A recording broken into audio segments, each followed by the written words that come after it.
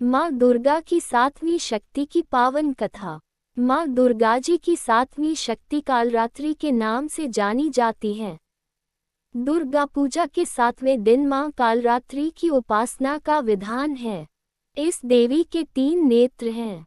ये तीनों ही नेत्र ब्रह्मांड के समान गोल हैं। इनकी सांसों से अग्नि निकलती रहती है।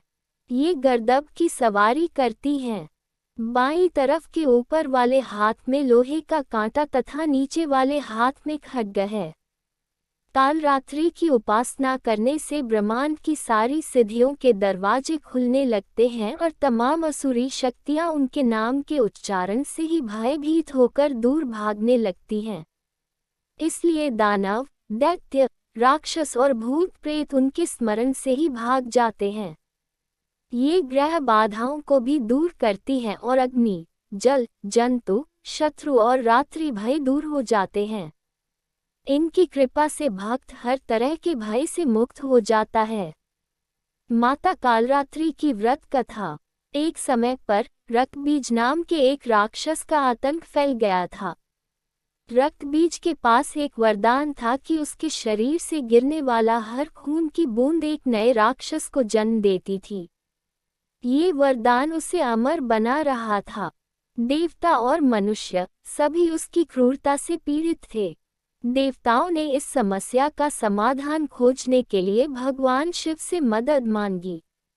इस दानव का अंत केवल मां पार्वती ही कर सकती हैं। भगवान शिव ने कहा। देवताओं ने मां पार्वती से प्रार्थना की। मां पार्वती ने रक्तबीज का अंत करने के लिए मां कालरात्रि को उत्पन्न किया। मां कालरात्रि ने रक्तबीज का सामना किया और युद्ध शुरू हो गया। रक्तबीज को मारना लगभग असंभव था क्योंकि उसके खून की हर बूंद एक नए राक्षस को जन्म दे रही थी, लेकिन मां कालरात्रि ने एक योजना सोची। उन्होंने रक्तबीज पर आक्रमण किया और जैसे ही उसके शरीर से खून बहना शुरू हुआ, उन्होंने अपने मुंह से सारा खून पी लिया।